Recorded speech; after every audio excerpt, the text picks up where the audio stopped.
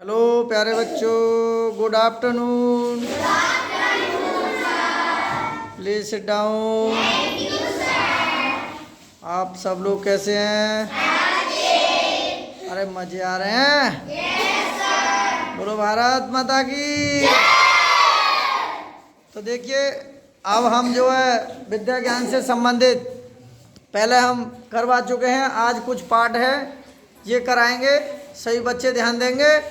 और पाठ का नाम है कार्य, सामर्थ्य एवं ऊर्जा। तो इससे रिलेटेड कुछ सवाल हैं, एक बार देख लीजिए। हम एक एक करके पढ़ के बताएंगे, ठीक है? और एक बार देखेंगे सब बच्चे।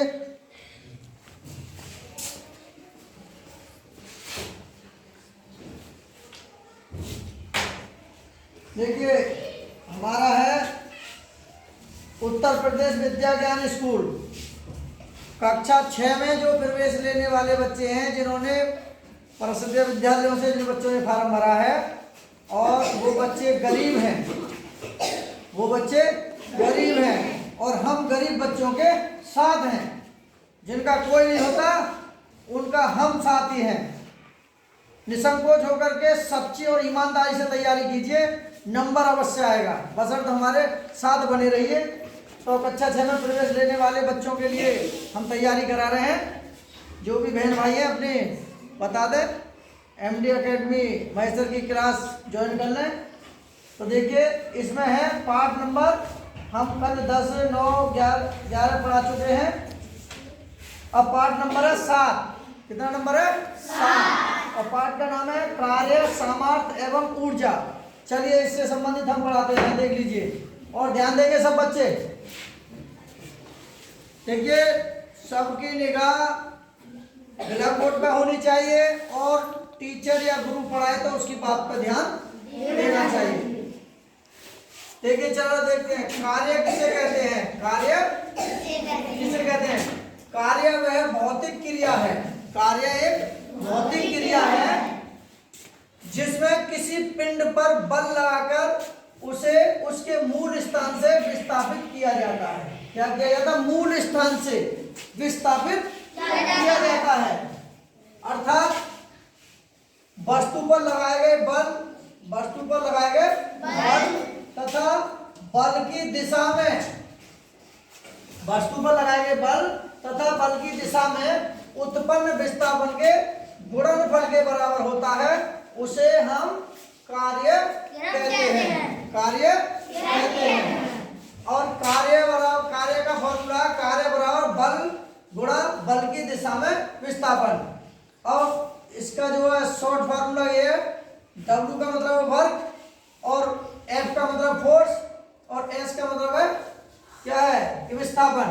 ठीक है, विस्थापन। तो अब देखिए, कार्य के मात्रक हैं, कुछ कार्य के मात्रक हैं जिसे यूनिट ऑफ वर्क कहते हैं।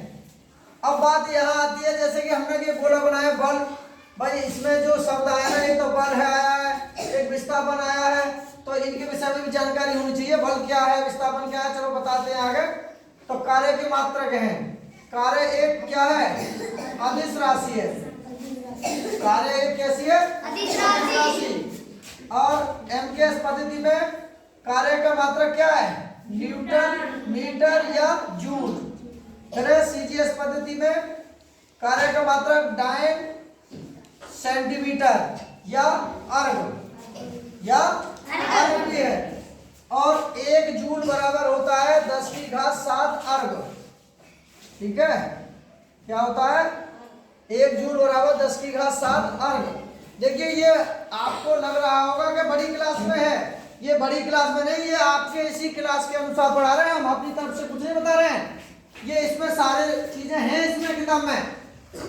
भाई आपका एडमिशन अच्छे संस्था में होगा तो कम से कम मेहनत तो लगेगी, मेहनत करना पड़ेगा, नंबर आ पाएगा।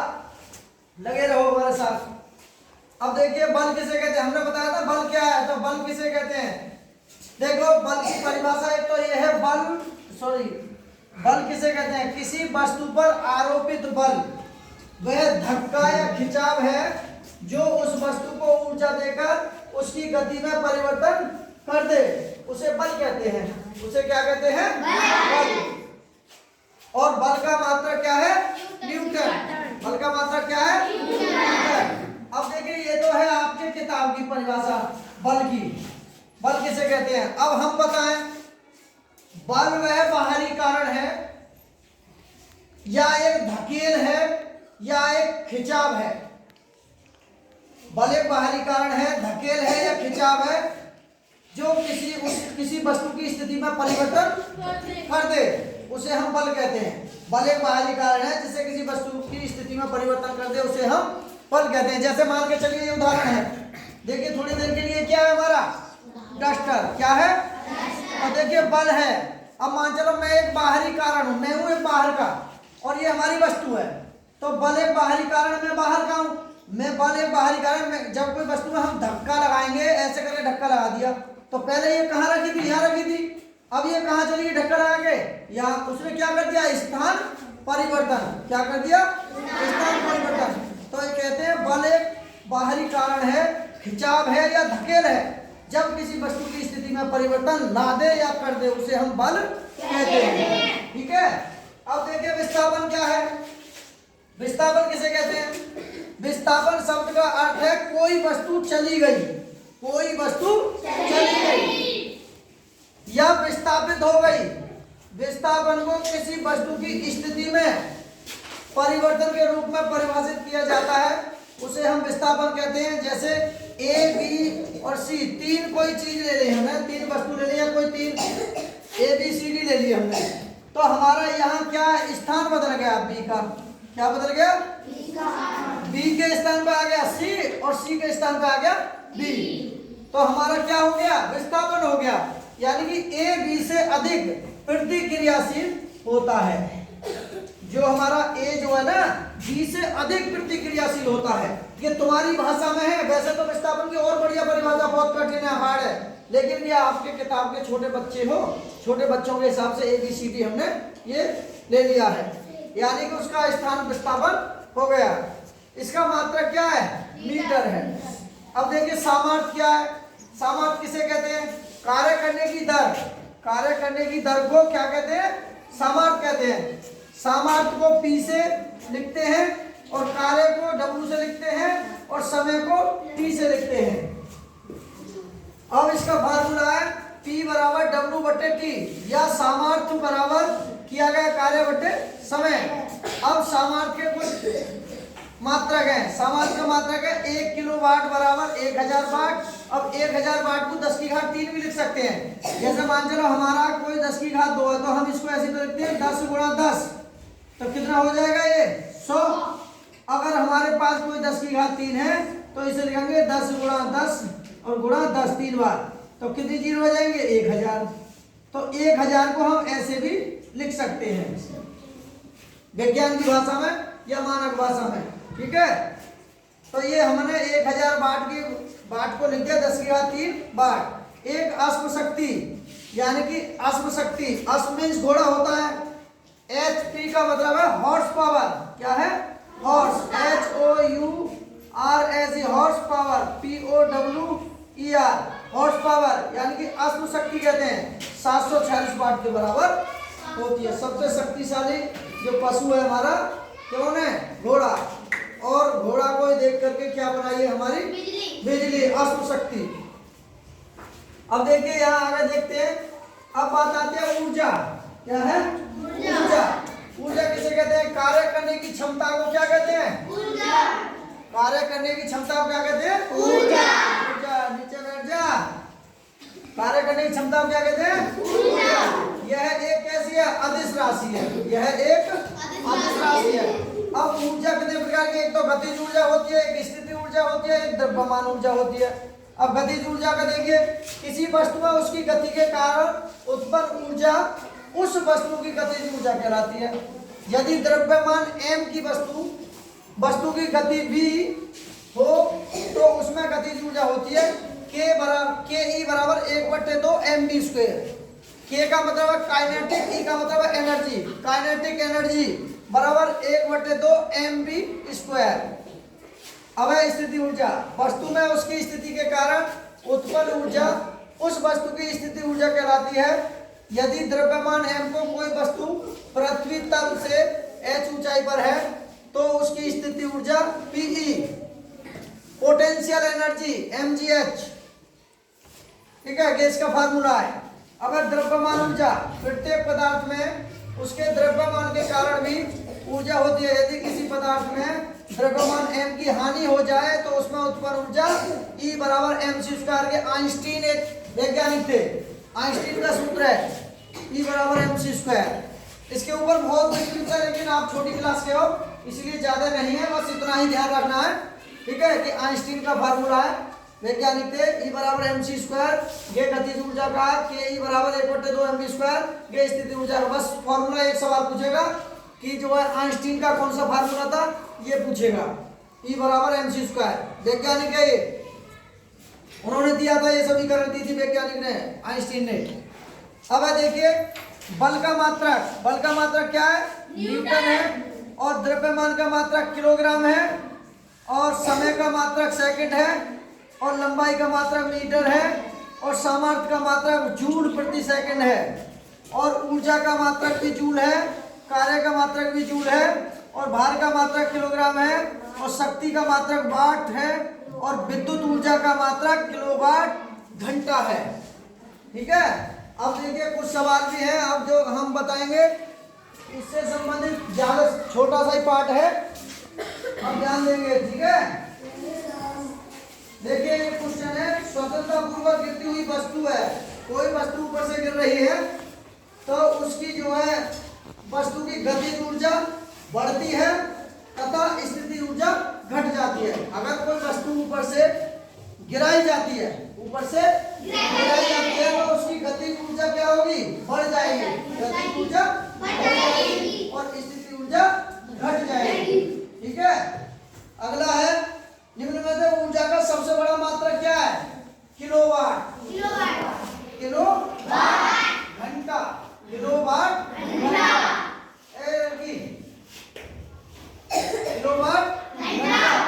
अगला सवाल है, एक प्रोटॉन तथा एक इलेक्ट्रॉन को एक दूसरे के समीप लाने पर उनकी स्थिति क्या जाएगी, घट जाएगी, उनकी स्थिति घट जाएगी। यदि किसी पिंड को गतिज ऊर्जा 4 गुनी कर दी जाए तो उसका संवेग हो जाएगा आधा। 4 गुने का आधा कितना होगा भाई, ये हमारा 4 गुना है, 4 गुना का 1/2 आधा, तो बराबर हो जाएगा 2 दूनी 4, तो कितना बचा यहाँ, यानी 2 गुणा 1, तो बराबर कितना हो गया 2 गुना, तो उसका संवेग कितना हो जाएगा 2 गुना, ठीक है। अगर आगे है फिर ऊर्जा का मात्रक नहीं है, ऊर्जा का मात्रक देखिए जूल भी होता है, न्यूटन प्रति मीटर भी होता है, और किलोवाट घंटा भी होता है, लेकिन मेगावाट नहीं होता। अब किसी इंजन की सामर्थ्य 1 हो सकती है, उसका तात्पर्य क्या है, इंजन द्वारा दिए जाने वाले कार्य की दर 746 जूल प्रति सेकंड होगी, कितनी होगी 746 जूल।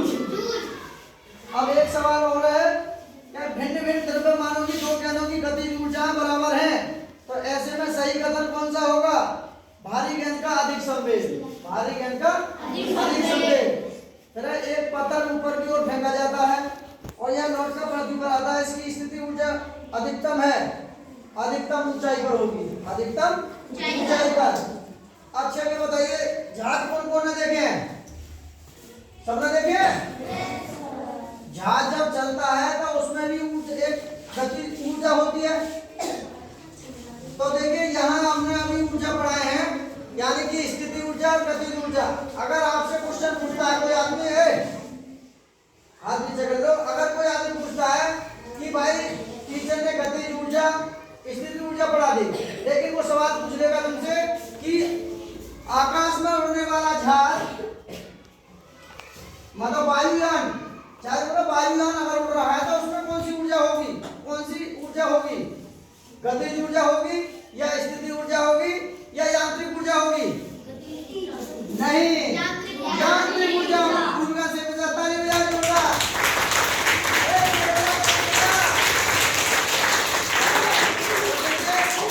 यहाँ सब गतिज ऊर्जा नहीं होगी, ना ही स्थिति ऊर्जा, कौन सी ऊर्जा होगी, यांत्रिक ऊर्जा, क्योंकि यान है वो, क्या है वो, यान। यहाँ से जोड़ देना, यान है तो ना तो गतिज ऊर्जा होगी ना स्थिर ऊर्जा। कौन सी होगी? यांत्रिक ऊर्जा। यांत्रिक, आंतरिक नहीं, यांत्रिक ऊर्जा। ठीक है।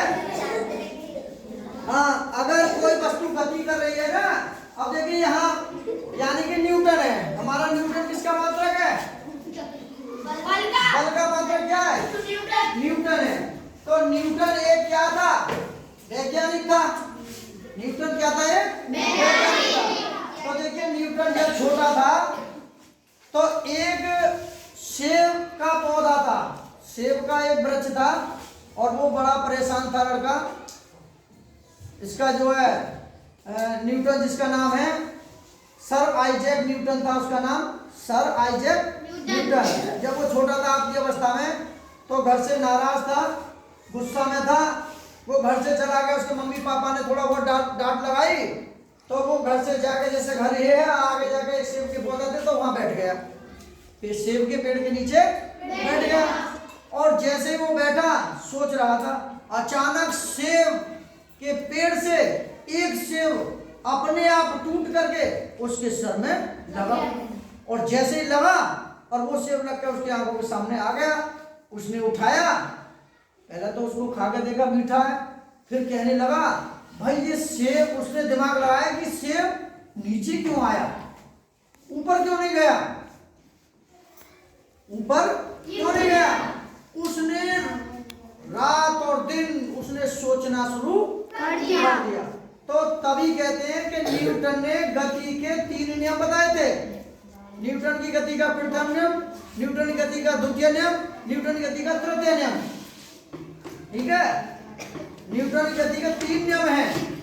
लेकिन तुम्हारे यहाँ अभी छोटी क्लास में हो ना, तो इस बुक में नियमों के विषय में अभी नहीं बताएगा, क्योंकि ये बड़ी बड़ी क्लासों में आता है।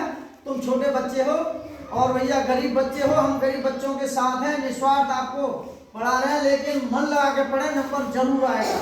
न्यूटन के 3 नियम है, वैसे थोड़ा थोड़ा हम बता देते हैं। न्यूटन की गति का प्रथम नियम है, जब कोई वस्तु गतिमान अवस्था में है तो गतिमान अवस्था में ही रहेगी जब तक उस पर कोई बाहरी बल कार्य ना करे।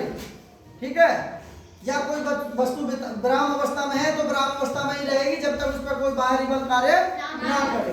जैसे लुढ़कती हुई गेंद, जैसे लुढ़कती हुई जब तक लुढ़कती रहेगी जब तक उस पर कोई बाहरी बल ना कार्य करे। तो बाहरी बल क्या है? पृथ्वी उसको रोकने का काम कर रही है, घर्षण लगा रही है, घर्षण बल लगा रही है पृथ्वी, बॉल लुढ़क रही है और पृथ्वी उसको रोकने की कोशिश कर रही है। एक स्थिति ऐसी आ जाएगी वो बॉल रुक जाएगी, वो बॉल रुक जाएगी। ठीक है, तो न्यूटन की गति का छोटा सा ही अभी हमने एक ही बता दिया, बड़े बड़े और बताएंगे तुम्हारी समझ में आए, इसलिए बस इतना ही सीमित रहे। ठीक है, तो अपने दोस्तों को बताएं, और अगर वीडियो अच्छी लगी हो तो क्या करनी है? लाइक करनी है। ठीक है, अच्छा बताइए न्यूटन के कितने नियम होते हैं? न्यूटन गति के 3 कितने होते हैं? 3। कितने बच्चों को पता है? हाथ खड़े करो। अच्छा चलिए, आनंद आ रहा पढ़ने में? Yes sir. कशिश कुछ समझ में आ रही है कहानी है? अच्छा, तो न्यूटन कौन था? गणितज्ञ था या वैज्ञानिक? गणितज्ञ।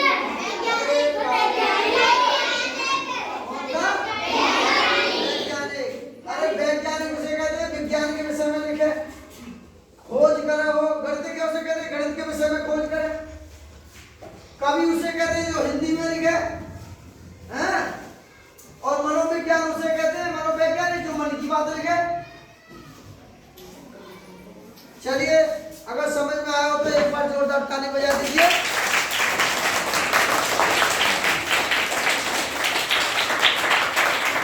तो कैसी रही क्लास? बोलो भारत माता की।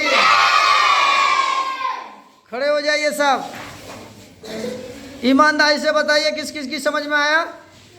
बहुत अच्छे, प्लीज सिट डाउन। तो देख लीजिए, एक बार हम इसे और दिखा देते हैं आपको, और मन लगा करके इसे अपनी नोटबुक में उतार लें और अपने दोस्तों को भी शेयर कर दें, लाइक करें, सब्सक्राइब करें। Okay bye.